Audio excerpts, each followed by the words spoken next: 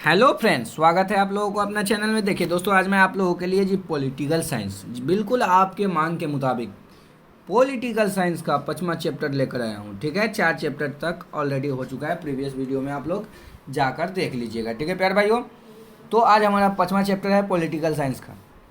कुछ बच्चे बोले थे कि सर पॉलिटिकल साइंस का ऑब्जेक्टिव हमें चाहिए, तो मैंने बोला ठीक है और मैं लेकर आ गया हूँ आप लोगों के लिए। देखिए, समकालीन दक्षिण एशिया हमारा 5वें चैप्टर का नाम है। तो देखते चलिए हम लोग किस प्रकार एक बार में याद करेंगे, चुटकी बजा के यूं ही याद हो जाएंगे। ठीक है, तो हम लोगों को पूरा सेशन से जुड़े रहना है। ठीक है प्यारे भाइयों, अगर आप लोगों ने सब्सक्राइब नहीं किया तो सब्सक्राइब करके बेल आइकन को प्रेस कर लीजिए। ठीक है, चलिए देखिए 1 नंबर क्वेश्चन क्या है। भारत और बांग्लादेश के बीच मुख्य मुद्दा क्या है? भारत और बांग्लादेश के बीच जो मुख्य मुद्दा है ना, वो जल विवाद है। ठीक है, क्या है? जल विवाद है। उसके बाद नेक्स्ट क्वेश्चन है जी, बिल्कुल एकदम भारत और पाकिस्तान बांग्लादेश जो है ना, उसके बीच क्या मुद्दा है? तो जल का। ठीक है, जल विवाद का मुद्दा है।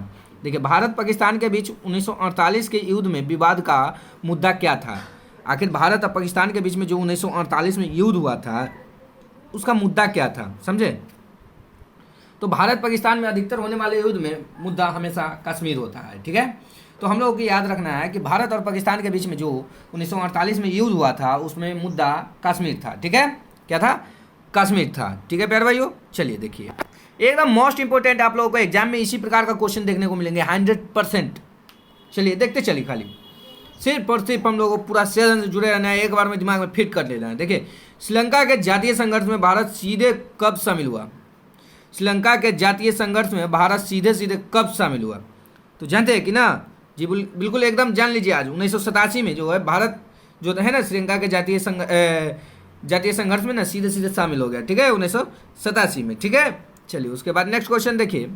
भारत और चीन ने अपने कूटनीतिक संबंध का स्थापित किए थे। भारत और चीन ने अपने कूटनीति संबंध का स्थापित किए थे। तो कूटनीति संबंध जो था भारत और चीन के बीच कब स्थापित किए थे? तो 1950 में। ठीक है, कब? 1950 में। Option C is the correct answer. ठीक है प्यारे भाइयों, चलिए देखिए उसके बाद नेक्स्ट क्वेश्चन है। देखिए दोस्तों, आप लोग सारा क्वेश्चन है ना, पूछा हुआ क्वेश्चन है। ठीक है, सभी क्वेश्चन पूछे हुए क्वेश्चन है, इसलिए आप लोग एक भी क्वेश्चन अनदेखा नहीं करेंगे, पूरा का पूरा देखते चलेंगे। चलिए देखिए, गलवान घाटी कहाँ अवस्थित है? गलवान घाटी जो है कहाँ अवस्थित है? तो लद्दाख में है। ठीक है, गलवान घाटी कहाँ है? लद्दाख में है। ठीक है, कहाँ है? लद्दाख में। उसके बाद देखिए, नेपाल में ओलंपिक व्यवस्था की मांग को कब स्वीकार किया गया था? तो 1990 में स्वीकार किया गया था। ठीक है, नेपाल जो है ओलंपिक की मांग कर रहा था, तो उसको जो है 1990 में स्वीकार कर लिया गया था। ठीक है प्यारे भाइयों, चलिए देखिए उसके बाद देखिए, एकदम 110% सभी क्वेश्चन पूछा हुआ है। तो आप लोग आइए जी, बिल्कुल एकदम दबा दीजिए ललका, मन कर लीजिए हल्का, कई को लाइक दबा दीजिएगा, जिसको ठेंगा बोलते हैं। ठीक है, चलिए देखिए उसके बाद देखिए, दक्षिण एशिया का सबसे बड़ा देश कौन सा है? दक्षिण एशिया का सबसे बड़ा देश कौन सा है? तो भारत है। ठीक है, दक्षिण एशिया का सबसे बड़ा देश कौन? तो भारत। उसके बाद देखिए, पंचशील निम्नलिखित में से किन 2 देशों द्वारा स्वीकार किया गया था? पंचशील जो था किन 2 देशों के बीच स्वीकार किया गया था? तो भारत और चीन के बीच। ठीक है यार भाइयों, भारत और चीन के बीच। चलिए देखिए, इंडोनेशिया किस देश का उपनिवेश था? इंडोनेशिया जो था किस देश का उपनिवेश था? तो पुर्तगाल का था। किसका था? पुर्तगाल का। याद रखने का, बिल्कुल भूलने का नहीं। ठीक है, हाँ वो वाला गाना के तरह ना कि भुला देंगे तुमको सनम धीरे धीरे, बिल्कुल ऐसा नहीं, ऐसा नहीं याद करेंगे कि इंटर के बाद भी हमको काम आए। ठीक है, चलिए देखिए, बर्मा किस देश का पुराना नाम है? जी यूपीएससी, बीपीएससी, बिहार पुलिस दरोगा, इस समय इसी टाइप का क्वेश्चन पूछता है, समझे ना? तो आप लोगों को भुलाना नहीं है। देखिए, बर्मा किस देश का पुराना नाम है? तो म्यांमार। म्यांमार का पुराना नाम क्या है? तो बर्मा। ठीक है जी, सॉरी, म्यांमार का नया नाम क्या है? तो बर्मा है। ठीक है, पुराना नाम म्यांमार है। चलिए देखिए उसके बाद देख लीजिए, 10वां हो गया हमारा। 11वां क्वेश्चन है कि अफ्रीकी शब्द अपार्थिड का मतलब होता है? अपार्थिड का मतलब क्या होता है? तो जानते हैं कि ना, अलग रहना। ठीक है, अपार्थिड मतलब होता है अलग रहना। ठीक है, चलिए देखिए उसके बाद अगला क्वेश्चन जी, बिल्कुल एकदम देखते चलिए, आप लोग गर्दा उड़ा देंगे, देख लेंगे और गर्दा उड़ा देंगे कि है कि ना। चलिए कमेंट में बताते रहिए आप लोगों को कैसा क्वेश्चन चाहिए, मैं लेके आएगा ना आप लोगों के लिए, मैं लेके आएगा, एक बार भी रुकेगा नहीं, ठीक है। इजराइल एक स्वतंत्र राज्य के रूप में अस्तित्व में आया। इजराइल एक स्वतंत्र राज्य के रूप में अस्तित्व में आया। कब आया? देखिए, इजराइल जो था ना एक बहुत ही छोटा देश था, उस पर ना बहुत सारे देश जो थे ना उस पर दबाव बनाया करते थे, लेकिन वो रातों रात कुछ ऐसा कर गए कि अभी सबसे मजबूत देश माना जाता है, ठीक है। अभी सबसे मजबूत देश माना जाता है इजराइल। इजराइल के व्यक्ति विदेश जाकर कभी नहीं कमाते हैं, अपना देश में ही रोजगार खोजते हैं और अपने देश के वासियों को उतना इनकम भी देते हैं। जैसा कि है कि अलग देश में जाने से ज़्यादा कमाते हैं ना, वैसा नहीं है। वहाँ जितना चाहिए आपको उतना देंगे, ठीक है। तो चलिए देखिए, स्वतंत्र राज्य के रूप में अस्तित्व में आया इजराइल, लेकिन कब आया यही ना पूछ रहा है। तो देख लीजिए, मई 1948 में आए थे। कब आए थे? मई 1948 में इजराइल जो है एक स्वतंत्र देश के रूप में आए थे, ठीक है। उसको ना 5 गो 6 गो देश मिलकर दबाया करते थे, तो वो रातों राती जो है अपना कुछ चक्रव्यूह रचा और जाके जो देश दबाव दिया ना, रातों राती जाके ऊपर मिसाइलें उड़वा दिया। उसके बाद कहा कि हम लड़ लेंगे तुमसे, अब जी हम किसी से कम नहीं है। देखिए, भारत ने बांग्लादेश मुक्ति युद्ध से कब हस्तक्षेप किया था? भारत ने बांग्लादेश मुक्ति युद्ध से कब हस्तक्षेप किया था? तो जी बिल्कुल एकदम दिसंबर 1971 में, इंदिरा गांधी के शासनकाल में, ठीक है। 1971 इंदिरा गांधी के शासनकाल में। तो यह भारत के प्रधानमंत्री कौन थे? तो श्रीमती इंदिरा गांधी। चलिए देखिए, उसके बाद देख लीजिए, निम्न में से किस प्रधानमंत्री ने नो फर्स्ट यूज की नीति पर पुनर्विचार की बात कही, ठीक है। नो फर्स्ट यूज था नरेंद्र मोदी जी, ठीक है। किन्होंने? नरेंद्र मोदी ने, ठीक है प्यारे भाइयों। तो जानवे करते हैं, ये जो प्यारे भाइयों है ये नरेंद्र मोदी जी का ही डायलॉग है। चलिए देखिए, उसके बाद देखिए अगला क्वेश्चन क्या कहते? तो कहत है राजीव गांधी ने चीन की यात्रा कब की थी? राजीव गांधी जो थे चीन की यात्रा कब किए थे? तो 1988 में किए थे। यही प्रयत्न किए थे कि पुराना संबंध जो है चीन से जुड़ जाए, समझे। चलिए, राजीव गांधी जी। और उसके बाद देखिए, दक्षिण एशिया में सबसे बड़ा देश कौन है? दक्षिण एशिया में सबसे बड़ा देश कौन है? तो अभी थोड़ा देर पहले भी आया था, भारत है। क्योंकि ये मोस्ट इंपोर्टेंट क्वेश्चन है, इसको मोस्ट इंपोर्टेंट न बोल के VVI न बोल के वेरी वेरी इंपोर्टेंट न बोल के आप लोग बोल सकते हैं TTI, मतलब टावर तोड़ इंपोर्टेंट है, ठीक है। चलिए देखिए, उसके बाद देखिए अगला क्वेश्चन है कि पंचशील समझौता किन देशों के बीच हस्ताक्षरित हुई या हुआ, ठीक है। तो पंचशील समझौता जो है ना जी बिल्कुल अभी अभी मैंने बताया था, भारत और चीन के बीच में। देखिए, भारत और चीन के बीच में हुआ था, हस्ताक्षरित हुआ था, ठीक है। चलिए, उसके बाद देख लीजिए, एकदम देखिए झकास ललन टॉप। राष्ट्रीय पंचायत किस देश की संसद है? राष्ट्रीय पंचायत किस देश की संसद है? तो एकदम जान लीजिए, नेपाल के कर नेपाल राष्ट्रीय पंचायत जी। उसके बाद देख लीजिए, किस देश ने सुरक्षा परिषद में सर्वाधिक बार निषेधाधिकार का प्रस्ताव किया? तो कौन देश है जिसने किया? तो रूस। कौन? रूस। कौन क्या? रूस किया जी, बिल्कुल एकदम। देखिए, उसके बाद अगला क्वेश्चन कहता है अगला, अब अगला नहीं, अगला। चलिए देखिए, दक्षिण एशियाई देशों में सैनिक शासन सबसे पहले किस राज्य में स्थापित हुआ? दक्षिण एशियाई देशों में सैनिक शासन सबसे पहले किस राज्य में स्थापित हुआ? तो सैनिक शासनवा जो था ना सबसे पहले पाकिस्तान में हुआ था, समझे। सैनिक शासन सबसे पहले किस राज्य में स्थापित हुआ? तो पाकिस्तान में, ठीक है।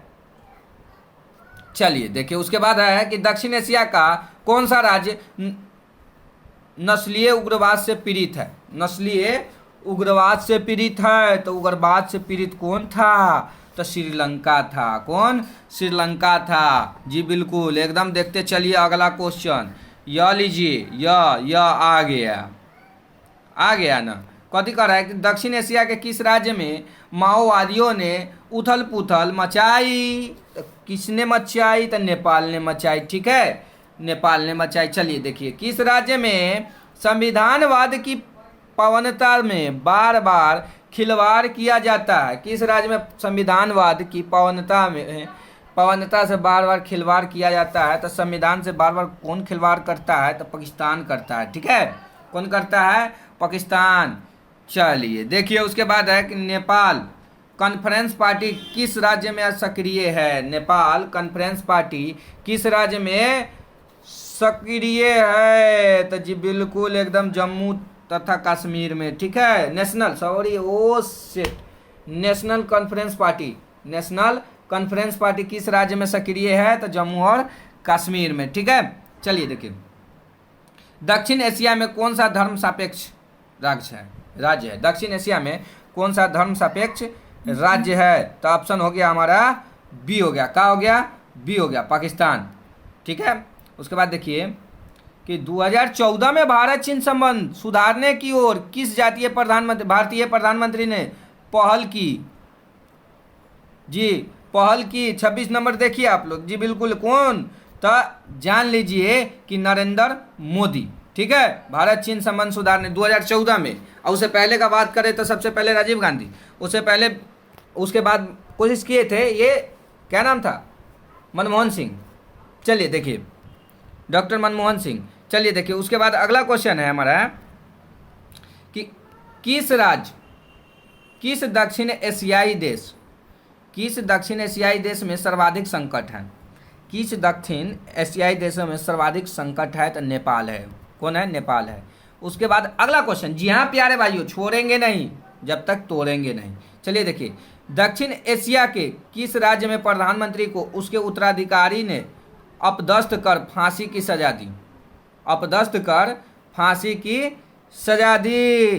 तो जी एकदम जान लीजिए, पाकिस्तान, पाकिस्तान। चलिए उसके बाद देखिए, अगला क्वेश्चन है कि निम्नलिखित में सार्क का सदस्य नहीं है। अब कह रहा है सार्क, मछली वाला सार्क ना, एगो सदस्यता होता है जो कुछ देशों के बीच में होती है, तो इंडोनेशिया नहीं है सार्क का सदस्य, ठीक है। देखिए, भारत परमाणु प्रसार संधि पर हस्ताक्षर क्यों नहीं करता है? भारत परमाणु प्रसार संधि पर हस्ताक्षर क्यों नहीं करता है? तो जी जान लीजिए कि वह इसे भेदभावपूर्ण मानता है, ठीक है, भेदभावपूर्ण मानता है। चलिए उसके बाद अगला क्वेश्चन है हमारा 31 नंबर कि चीन ने विदेशी व्यापार हेतु खुले द्वार की नीति कब अपनाई? विदेशी व्यापार हेतु खुले द्वार की नीति कब अपनाई? तो 1978 में, ठीक है। चलिए आ गया है हम लोगों का अगला क्वेश्चन। बस हम लोगों का सेशन समाप्त होने ही वाला है, तो आप लोग कहीं जाइए नहीं, जुड़े रहिए पूरा सेशन से और मज़ा लेते रहिए ऑब्जेक्टिव का, ठीक है। चलिए देखिए, अगला क्वेश्चन कह रहा है कि निम्नलिखित में कौन सा कथन सत्य है? निम्नलिखित में कौन सा कथन सत्य है? तो देखिए कि दक्षिण एशिया में सभी देशों का देश प्रजातांत्रिक है ना, ये गलत बात। अपना भारत देश लोकतांत्रिक है। नेपाल एक ऐसा देश है जहां राजतंत्र है, जी बिल्कुल, एकदम जान लीजिए कि नेपाल एक ऐसा देश है जहां राजतंत्र है ना, ये भी गलत बात, वहाँ प्रजातंत्र है। सार्क 1985 में अस्तित्व में आया, तो देखिए अब जो है नेपाल जो है राजतंत्र नहीं, अब लोकतंत्र में आ गया है, पहले प्रजातंत्र था। अब देखिए सार्क 1985 में अस्तित्व में आया था, यही तो आया था ना सार्क 1985 में अस्तित्व में आया था। तो हमारा सटीक आंसर क्या हो जाएगा? तो ऑप्शन सी, ठीक है। चलिए देखिए, उसके बाद कह रहा है अगला क्वेश्चन, क्या कह रहा है? तो कहता है कि निम्नलिखित में कौन सा देश सार्क का सदस्य है? देखिए, निम्नलिखित में कौन सा देश सार्क का सदस्य है? तो सार्क का सदस्य कौन है? तो भारत है, ठीक है। कौन है? भारत है। उसके बाद देखिए, भारत और बांग्लादेश के बीच फरक्का समझौते पर हस्ताक्षर कब हुए? भारत और बांग्लादेश के बीच में फरक्का समझौता हुआ था, उस पर हस्ताक्षर कब हुआ था? तो जी बिल्कुल जान लीजिए कि 1996 में हुआ था। कब हुआ था? 1996 में। उसके बाद है कि बांग्लादेश को भारत ने कब मान्यता दी? बांग्लादेश को भारत ने कब मान्यता दी? तो बांग्लादेश को भारत ने कब? तो 1971 में। तो कब? तो इंदिरा गांधी के शासनकाल में। ठीक है, किसके शासनकाल में? इंदिरा गांधी के शासन। तो दोस्तों आज जो है हम लोगों का सेशन जो है समाप्त हो गया। क्या हो गया? एंड हो गया। तो आप लोग इसी प्रकार से बिल्कुल एकदम वीवीआई ऑब्जेक्टिव के लिए हमारे चैनल, जी बिल्कुल इंटर आर्ट्स के पूरी तैयारी के लिए हमारे चैनल को सब्सक्राइब कर लीजिए। ठीक है, हमारे चैनल को सब्सक्राइब करके बेल आइकन को प्रेस कर लीजिए। जी बिल्कुल एकदम दनादन तैयारी चलेगा, बिल्कुल एकदम रुकेगा नहीं। जिस प्रकार पुष्पा झुकेगा नहीं उसी प्रकार यहाँ क्लास रुकेगा नहीं। और 450 नंबर तक का टारगेट ले लीजिए अब की बार। 95 पार। कितना? 95 पार। एकदम चलेगा तो चलेगा, जश्न के साथ मनेगा, एकदम आएगा, रुकेगा नहीं। ठीक है, तो आप लोग सब्सक्राइब करके बेल आइकन को प्रेस कर लीजिए और एक एक शेयर कर दीजिए, लाइक का बटन जरूर दबाएं। ठीक है प्यारे भाइयों, इतना ही के साथ आप लोगों से विदा चाहते हैं। जय हिंद, जय भारत, बेस्ट ऑफ लक।